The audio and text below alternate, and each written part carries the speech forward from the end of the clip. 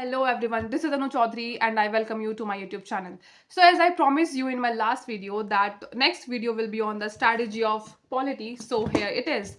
And I recommend you to watch this video full so that I can give you a clear message regarding the strategy of polity and according to the priority list also. And you can also share this video to your friends who are preparing for CDS 1 2026. So let's start our video. So I highly recommend you that आप एक pen और paper के साथ ready रहो. Obviously मैं यहाँ कुछ लिखने वाली तो नहीं हूँ, बट आप लोगों को लिखना है. और वो मैं लिखवा भी इसलिए रही हूँ क्योंकि जब कोई चीज़ आप लिखते हो ना, तो वो आपके ना इसे सबकॉन्शियस माइंड में कहीं ना कहीं बैठ जाता है, तो आपको थोड़ा सा फेमिलियर आप हो जाते हो उस चीज़ को लेके. ठीक है, तो ये चीज़ें आप खुद लिखोगे, जो जो भी मैं बोल रही हूँ, जो टॉपिक्स भी मैं बोल रही हूँ, और मैं जिस भी उसे ऑर्डर में बोलूँगी वही आपकी प्रायोरिटी लिस्ट हो जाएगी. ठीक है, अभी मैं जो फर्स्ट नंबर पे आपको बोलूँगी वो आपका फर्स्ट प्रायोरिटी पे होगा, जो आपको सबसे पहले पढ़ना है, और जो मैं लास्ट में आपको बोलूँगी वो सबसे लास्ट में आपको पढ़ना है. That is on the least priority. ठीक है, तो कुछ चीज़ें मैं आपको इस अपने जो मैं अभी टॉपिक्स बोलूँगी उससे पहले मैं आपको बोल दूँ कि बहुत सारे स्टूडेंट्स ये पूछेंगे कि यार पॉलिटी का रिलेवेंस क्या है. ठीक है, अब इस चीज़ का सबसे अच्छा आंसर जो मिलता है वो हमें PYQ से मिलता है. अगेन PYQs एक बहुत ही अच्छा सोर्स है. सबसे पहले तो आपका डिटेल सिलेबस अगर आप लोगों को जानना है तो उसमें आपका जो है वो PYQ बहुत ही हेल्पफुल होता है. दूसरा, अगर आपको ये जानना है कि यार किस टॉपिक की कितनी इंपॉर्टेंस है, अगर ये आप लोग जानना चाहते हो, तो उसके लिए भी PYQ से अच्छा कोई सोर्स नहीं है. ठीक है, और उसमें भी अगर आप लोग ये सोचते हो कि यार ठीक है कि हम लोगों के बहुत सारे टॉपिक्स जो हैं वो हम लोगों को मतलब एक आइडिया है उनका, तो सिर्फ CDS के PYQs नहीं, NDA और CAPF के भी आप लोग उठा सकते हो. और वहाँ से ना आपको एक बहुत ही ज़्यादा क्लियर आइडिया हो जाएगा कि UPSC के जो मतलब ऐसे फोकस है वो कौन कौन से टॉपिक्स पे है. ठीक है, अब इसके अंदर भी मतलब ऐसे दो सवाल आप लोगों के दिमाग में आएंगे कि यार यूपीएससी ने ना कहीं मतलब लगभग सारे ही टॉपिक ऐसे छेड़े हुए हैं, तो वो कहीं से भी ऐसे मुंह उठा के क्वेश्चन पूछ लेता है. ये वाली बात बिल्कुल ठीक है कि यार कोई क्वेश्चन जो है वो कहीं से भी उठ के आ जाता है, बट उसमें भी एक पैटर्न है कि एक कोई टॉपिक है वहां से आपके जो है वो मतलब हम बोल सकते हैं कि हर साल क्वेश्चन आ ही रहा है. ठीक है, और एक वो वाले टॉपिक है जिनसे 4-5 साल में या 2-3 साल में कोई भूला भटका एक आधा सवाल आ गया है. ठीक है, तो यहाँ से जो है वो हम लोगों का एक क्लियर कट हम लोगों को आंसर मिल जाता है कि अगर हमारी प्रिपरेशन में थोड़े से लूप होल्स चल रहे हैं तो उस टाइम पे हमें कौन से टॉपिक्स छोड़ने हैं और कौन से टॉपिक्स पढ़ने हैं. तो यहाँ से हम लोगों को वो क्लियर आइडिया हो जाता है. और ये ज़्यादातर जो है ना ये वहाँ पे होता है जहाँ पे थोड़ा सा स्टैटिक पार्ट होता है. बी फॉर एग्जाम्पल हम लोग इस चीज़ को ले सकते हैं, अगर हमारे प्रेसिडेंट नए नए बने हैं, ठीक है, तो उसमें वो प्रेसिडेंट्स का ऑर्डर आपसे पूछ लेता है. अब ये वाला क्वेश्चन जो है वो ऐसा नहीं है कि आपका हर साल आए, या फिर कोई ऐसा टॉपिक नहीं है जो हर दूसरे साल में आपसे पूछ ले. ये आपसे कभी कभी पूछने वाले ये वाले क्वेश्चन हैं, तो इन पे अगर मतलब ऐसा है कि यार आप लोगों का बेस ही अभी इतना अच्छा नहीं है, तो ये अभी आप थोड़ा सा इग्नोर करना है इन सब चीज़ों को. ठीक है, तो अभी जो मैं आपको बोल रही हूँ बस उस पर आपको ध्यान देना है. और सबसे पहली चीज़, जो टॉपिक मैं प्रायोरिटी लिस्ट में आपको लिखवाऊंगी, अगर आपने वो एक दिन में पढ़ लिया या 2 दिन के मतलब उस टॉपिक में आपने एक हफ्ता भी लगा दिया है, तो बिना PYQs किए आगे दूसरे टॉपिक पे नहीं बढ़ना है. PYQs पहले ही आप लोगों को उसके कर लेने हैं, और सिर्फ CDS के नहीं, CDS, NDA और CAPF तीनों के. ठीक है, तो जब तक आप लोगों के तीनों के ऐसे PYQs नहीं हो जाएंगे तब तक आप लोग ये मत मानना कि यार आपका मतलब ये टॉपिक जो है वो कंप्लीट हो गया. बिल्कुल भी नहीं हुआ है. पढ़ तो आप लोग लोगे, लेकिन जहाँ क्वेश्चंस की बात आती है बहुत ही ज़्यादा कंफ्यूजिंग होते हैं इसके क्वेश्चंस. ठीक है, स्पेशली जो पार्लियामेंट वगैरह से आता है. तो अभी आप लोग ऐसे कॉपी पेन निकाल लो और जो भी मैं टॉपिक्स बोल रही हूँ उन्हें बस लिखते जाओ. ठीक है, बाकी जो भी क्वेश्चंस होंगे 3-4 और क्वेश्चंस हैं उसके आंसर मैं इस वीडियो के एंड में देती हूँ. ठीक है, एक चीज़ और, बहुत सारे बच्चे फिर से सोर्स पूछेंगे कि सोर्स क्या पढ़ना है, कहाँ से पढ़ना है. अभी बहुत सारे स्टूडेंट्स मुझसे पूछ रहे थे कि कोई गाइड वगैरह है वो हम लोग उठा सकते हैं क्या रिगार्डिंग पॉलिटी. तो मैं ये बोलूँगी कि यार गाइड वगैरह मैंने कभी पढ़ी नहीं है, सबसे पहली चीज़ तो ये है. और दूसरी चीज़, अगर कोई भी सब्जेक्ट आपको बिल्कुल बेसिक से उठाना है या आप चाहते हो कि आपके फंडामेंटल्स बहुत अच्छे हों उसके अंदर, तो उसके लिए कोई ना कोई स्टैंडर्ड बुक आपको पढ़नी पड़ेगी ज़रूर. ठीक है, अभी ज्योग्राफी के लिए मैंने NCERT बोला आपको. ठीक है, अब NCERT इतनी अच्छी बुक है कि अगर आप लोगों ने वो बहुत डिटेल में पढ़ ली, बिल्कुल एक एक लाइन अच्छे से पढ़ ली, उसकी एक एक लाइन अगर आपने अच्छे से डिकोड करी है उसकी, तो मतलब वो बुक ऐसी है ना कि उससे आपके फंडामेंटल्स इतने ज़्यादा स्ट्रांग हो जाएंगे ना कि कहीं ना कहीं अगर बेसिक्स पे क्वेश्चन आ रहे हैं ना तो वो कभी गलत नहीं होंगे. और हम फेल तभी होते हैं जब हमारे बेसिक क्वेश्चन ठीक नहीं होते एग्जाम में. टफ क्वेश्चन किसी को नहीं आ रहे होते हैं. हम हमेशा जो फेल होते हैं वो जब हमारे बेसिक क्वेश्चन गलत होते हैं, वो बस हम तब फेल होते हैं. ठीक है, तो अगर आप लोगों के अपने फंडामेंटल्स और बेसिक्स अगर स्ट्रांग रखना है तो कोई ना कोई एक बेसिक या फिर एक प्राइमरी बुक आपको पढ़नी पड़ेगी। और पॉलिटी के लिए लक्ष्मीकांत से प्राइमरी या अच्छी बुक कोई भी नहीं हो सकती है। गाइड वगैरह के चक्कर में मत पढ़ो, या फिर कोई और भी बुक अगर आती है तो उसके लिए मत पढ़ो। बहुत सारे बच्चे कोई ऐसे हायर बुक, बहुत ही हाई फाई बुक उठा के बैठ जाएंगे, पूरी वो होती नहीं है फिर, और क्वेश्चन तो ऑब्वियसली सॉल्व नहीं होता है। तो ये चीज़ें अभी के लिए रहने दो, ठीक है। आप लोगों के एग्जाम की रिक्वायरमेंट जितनी है बस उतना आप लोगों को देखना है, ठीक है। तो लक्ष्मीकांत आपको पढ़नी है। और अब जो भी मैं टॉपिक्स बोल रही हूँ वो आप लिखो। सबसे पहला जो प्रायोरिटी लिस्ट पे होगा दैट इज पार्लियामेंट, ठीक है। बहुत ही ज़्यादा इंपॉर्टेंट टॉपिक है, जितना इंपॉर्टेंट है उतना ही ज़्यादा कंफ्यूजिंग भी है, ठीक है। इसमें से क्वेश्चंस ऐसे आते हैं यार, मतलब बहुत ही ज़्यादा कंफ्यूजन आप लोगों को हो सकती है। बहुत सारी चीज़ें हैं इसके अंदर, क्या कहते हैं, मेंबरशिप हो गई, ठीक है, और ड्यूरेशन वगैरह हो गई। लोकसभा जो होता है वो मतलब डिसॉल्व होता है, राज्यसभा जो है वो डिसॉल्व नहीं होता है, लेकिन उसके अंदर कुछ ऐसी चीज़ है कि उसमें हर थोड़े थोड़े टाइम इंटरवल के बाद में जो है वो मेंबर्स जो है वो रिटायर होते रहते हैं, ठीक है।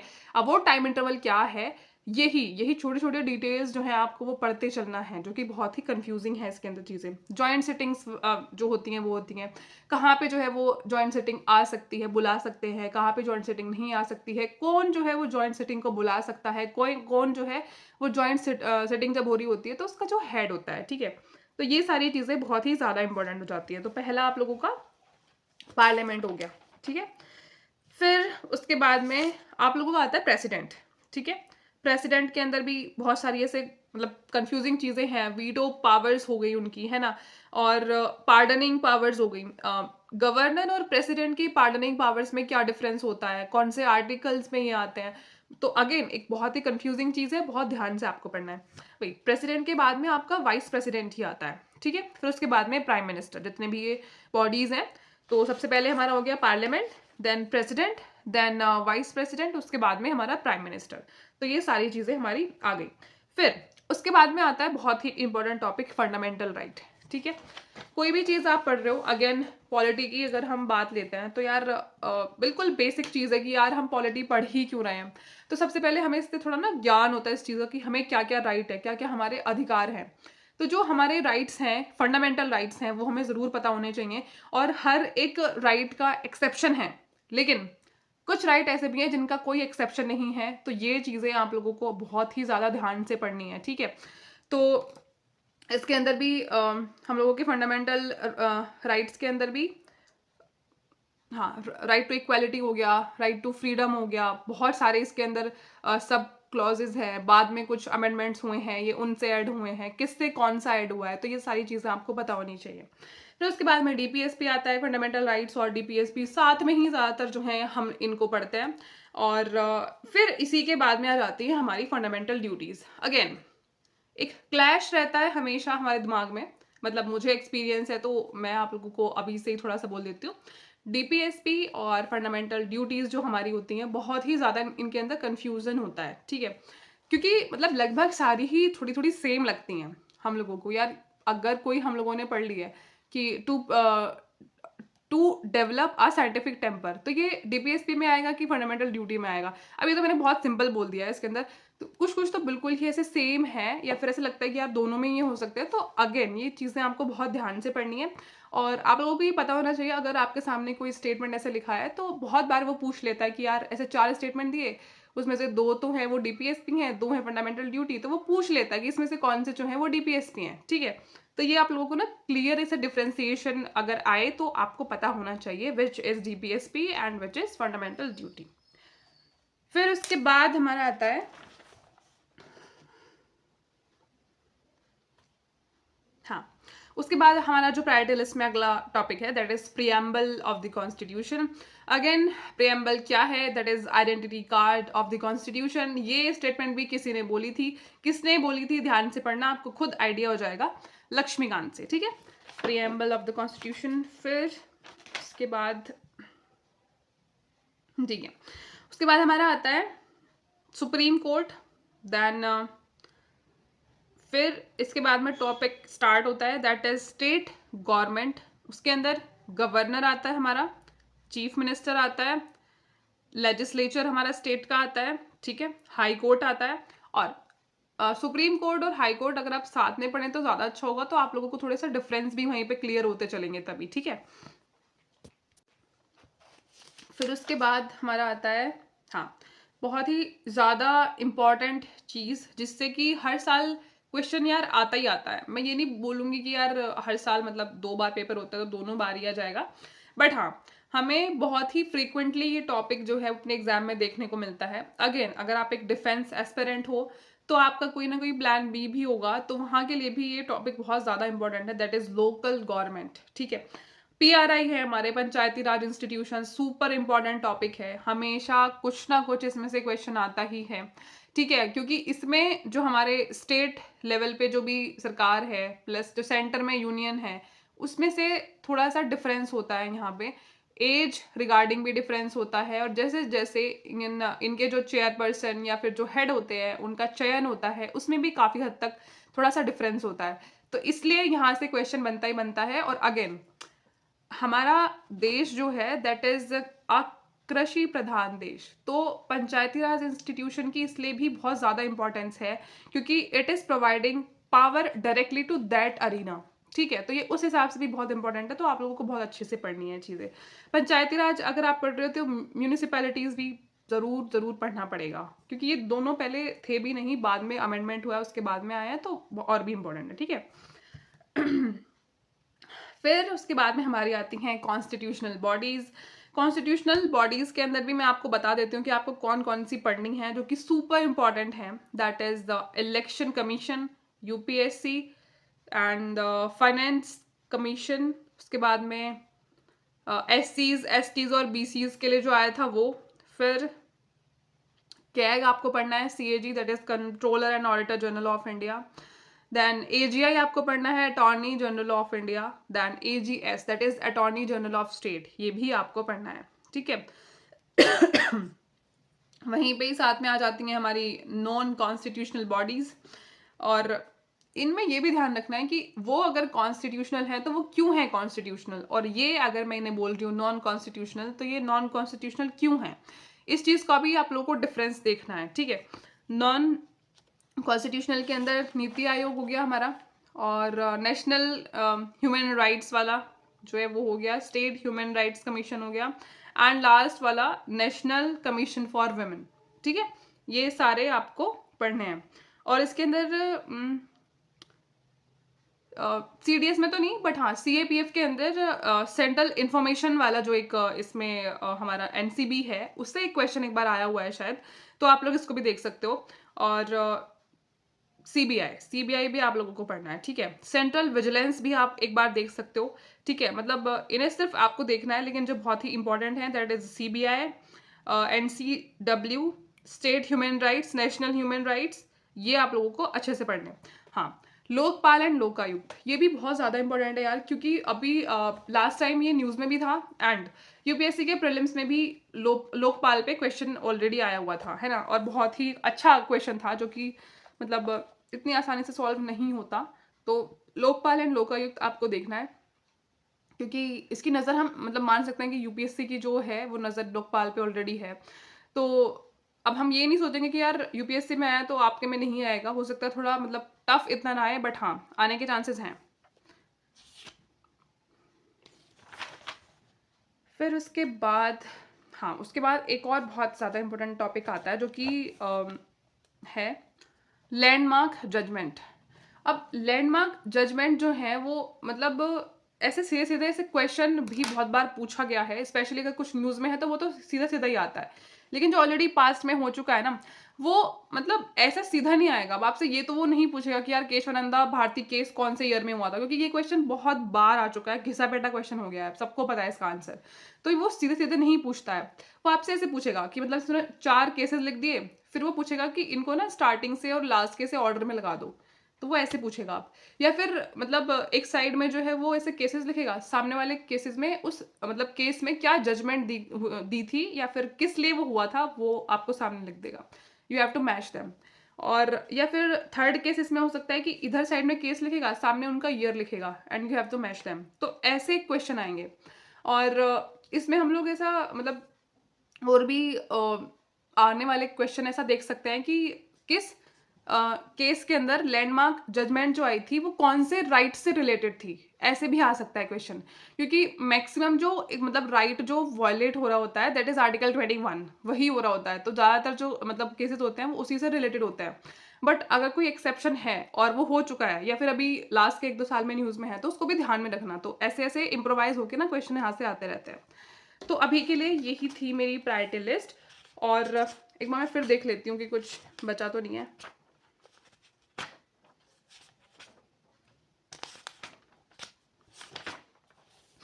हाँ, थोड़ी सी चीज़ें अभी रह गई हैं। That is union and it's territory. ये भी आप लोगों को पढ़ लेना है। सब कुछ पढ़ने के बाद, सारे PYQs होने के बाद, तब ये चीज़ें आपको पढ़नी है।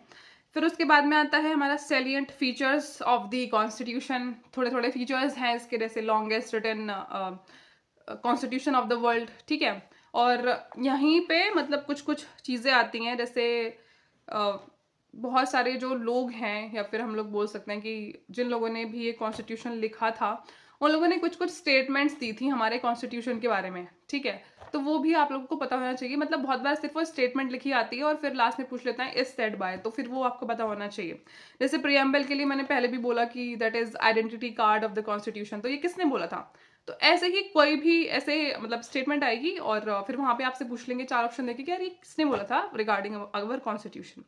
तो ये आपको बताना चाहिए। बाकी इसमें एक टॉपिक है, ये आप हिस्ट्री में भी पढ़ते हो, दैट इज हिस्टोरिकल बैकग्राउंड। तो बहुत सारे इसमें हमारे जो हैं वो एक्ट आते हैं अभी। फॉर एग्जाम्पल जो हमारे पिट्स इंडिया एक्ट है, 1892 का जो एक्ट आया था, 1833, ठीक है, 53 वाला, 58 वाला एक्ट जो आया था। तो ये सारे एक्ट जो है यार वो मतलब काफ़ी इम्पॉर्टेंट हैं। और मतलब इनके अंदर कहाँ कहाँ से चीज़ें स्टार्ट हुई थी, कब से जो है वो डायर की आई थी। 1935 का एक्ट जो है वो क्यों इम्पोर्टेंट है आज के जो हमारा प्रेजेंट कॉन्स्टिट्यूशन है, क्योंकि बहुत सारी चीज़ें जो है वो 1935 वाले एक्ट से प्रेजेंट कॉन्स्टिट्यूशन में ली गई हैं। तो मतलब क्या क्या ऐसे एक्ट आए थे और क्या क्या उनकी इंपॉर्टेंस थी, तो ये काफ़ी हद तक जो है वो इम्पोर्टेंट हो जाता है। और कौन से ऐसे मतलब एक्ट के अंदर चाइना से जो है वो ट्रेड बंद हो गया था, और अगर वो बंद हुआ था तो वो सारे ही मतलब ऐसे फील्ड में हो गया था या कुछ बचे थे। तो ये एक्ट जो है वो यार इम्पॉर्टेंट हो जाते हैं इसमें। अभी हाँ, CAPF में एक क्वेश्चन आया था। वही उन्होंने लेफ्ट साइड जो थे वो लिखे हुए थे एक्ट, और सामने उन एक्ट में जो हुआ था उनकी फाइंडिंग्स लिखी हुई थी, and we have to match them. तो अभी भी ये एक्ट वाला क्वेश्चन जो है, या फिर हिस्टोरिकल बैकग्राउंड पुराना नहीं हुआ है तो इससे क्वेश्चन बनता है। तो ये भी आप लोगों को पढ़ लेना है, ठीक है। तो ये थे हमारे सारे टॉपिक्स रिगार्डिंग पॉलिटी। और आई हाईली रिकमेंड दैट जिस प्रायोरिटी वाइज मैंने लिखवाए हैं आप उसी में इसको पढ़ो। और मैंने पहले भी ये चीज़ बोली है कि सिर्फ पढ़ने का बिल्कुल भी कोई फ़ायदा नहीं है। अगर आप लोगों का PYQs नहीं हो रहा है, रिवीजन नहीं हो रहा है, प्रैक्टिस नहीं हो रही है, तो कोई भी फ़ायदा नहीं है।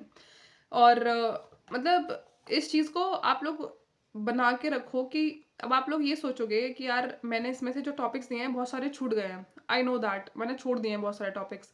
बट अगर 80% आपको सिलेबस आता है, ठीक है, और ये जो मैंने टॉपिक्स बताए हैं अगर आपने मेक श्योर किया कि इसमें से आपका एक भी क्वेश्चन गलत नहीं हो रहा है, तो पॉलिटी के अंदर आपसे बेहतरीन परफॉर्मेंस किसी का नहीं होगा। ठीक है, आपके जैसा परफॉर्मेंस हो सकता है बस, बट आपसे बेहतरीन नहीं होगा, इस बात की गारंटी मैं दे सकती हूँ आपको। तो ज़्यादा सिलेबस के पीछे भागने से, ज़्यादा बुक्स के पीछे भागने से, नोट्स के पीछे भागने से कुछ नहीं होता है। जो चीज़ें आपके पास हैं, जो रिसोर्सेज आपके पास हैं, यूटिलाइज दैम। और जितना मैंने बताया है, जो भी मैंने टॉपिक्स आप लोगों को बोले हैं, बट इनको ऐसा प्रिपेयर करो कि भाई कुछ भी क्वेश्चन आ रहा है कहीं से भी, कितना भी टफ क्वेश्चन आ रहा है। अब यार देखो, अब इसमें पार्लियामेंट है, ठीक है, पार्लियामेंट से बहुत ही उल्टे सीधे क्वेश्चन, कंफ्यूजिंग क्वेश्चंस आते हैं, मान ली ये बात। बट आपने अगर ये बहुत अच्छे से पढ़ रखा होगा तो मतलब आप थोड़ी देर के लिए चकरा सकते हो क्वेश्चन देख के, बट आपसे वो हो जाएगा। लेकिन वो होगा तभी जब आप लोगों ने कर रखा होगा। तो इतने क्वेश्चंस प्रैक्टिस करो और इतने अच्छे से टॉपिक को पढ़ो यार कि वो बिल्कुल मतलब दिमाग में ही बैठ जाए। जब आप लोग ऐसे पढ़ने के बाद में क्वेश्चन पेपर या फिर मॉक टेस्ट वगैरह दो ना, तो वहाँ पे अगर 90% से ऊपर एक्यूरेसी नहीं आ रही तो इसका मतलब प्रिपेयर नहीं है वो टॉपिक फिर, या फिर वो सब्जेक्ट आपका प्रिपेयर नहीं है, तो आपको ध्यान में ये रखना है कि यार मतलब एक्यूरेसी आपको 90+ पहुंचानी है, ठीक है। Only thing you have to do is that पढ़ना है, अच्छे से पढ़ना है, एंड PYQ साथ साथ लगाने हैं, अगेन NDA, CDS, CAPF तीनों के। और अगर टाइम बचता है आप लोगों के पास तो आप UPSC के भी कुछ PYQs देख सकते हो, बट वो थोड़ा सा हाई लेवल हो जाएगा, तो डिमोटिवेट वहां से नहीं होना है। बट हाँ, आपसे अगर कुछ सॉल्व हो जा रहा है तो ये बहुत अच्छी चीज़ है, ठीक है। और एट द एंड मुझसे किसी मतलब लास्ट वीडियो के कमेंट सेक्शन में किसी ने पूछा था कि गर्ल्स के लिए टफ है क्या CDS। गर्ल्स के लिए बिल्कुल टफ नहीं है, और मतलब मैंने वीडियो के अंदर ये बोला था कि थोड़ा सा गर्ल्स के लिए अब टफ हो गया है CDS को क्रैक करना, तो इसका मतलब शायद आप लोगों ने ये ले लिया कि मतलब गर्ल्स से नहीं होगा या उनके लिए टफ है, तो ये मेरा बिल्कुल भी मतलब नहीं था। इनफैक्ट गर्ल्स का रेशो ऑलरेडी इस एग्जाम में बढ़ता जा रहा है, पहले से परसेंटेज भी बहुत बढ़ता जा रहा है, सीट्स उतनी है बट हाँ गर्ल्स का रेशो जो है वो ऑलरेडी बढ़ता जा रहा है। वो मैंने इसलिए बोला था क्योंकि अभी लास्ट ईयर से थोड़े से रूल्स चेंज हो गए हैं, गर्ल्स की कट ऑफ एंड बॉयज़ की कट ऑफ जो है वो सेपरेट आने लग गई है। और ये इसलिए किया है क्योंकि अभी गर्ल्स का एग्जाम इतना ज़्यादा क्लियर होने लग गया था, वही 18 से 20 सीटें ही हैं उन लोगों के पास, तो एग्जाम इतना ज़्यादा लड़कियों का क्लियर होने लग गया था कि SSB सेंटर्स पे उन लोगों के पास स्लॉट ही नहीं थे, मतलब एक एक दिन की रिपोर्टिंग जो है वो 400 या 500 तक बैठ रही थी। तो इसलिए जो है वो अब से गर्ल्स एंड बॉयज़ की कट ऑफ जो है वो सेपरेट आएगी, तो इससे क्या होगा कि गर्ल्स का एग्जाम कम क्लियर होगा। तो ये मेरा मतलब था उस स्टेटमेंट को बोलने का। और आई होप कि गर्ल्स जो हैं वो इस वीडियो के बाद थोड़ी और ज़्यादा मतलब जान लगाएंगी मेहनत में, and we will make sure that ज़्यादा से मतलब मैक्सिमम से मैक्सिमम लड़कियों का ये एग्ज़ाम क्लियर हो, एंड जो डिजर्विंग कैंडिडेट हैं they should reach to the academy, and all the best for your preparation, and I hope that you like this video, and please share this video to your friends who are preparing for CDS 1 2026, and I will meet you in the next video regarding strategy of any other subject like science and geography also. So till then, take care, bye bye, and Jai Hind.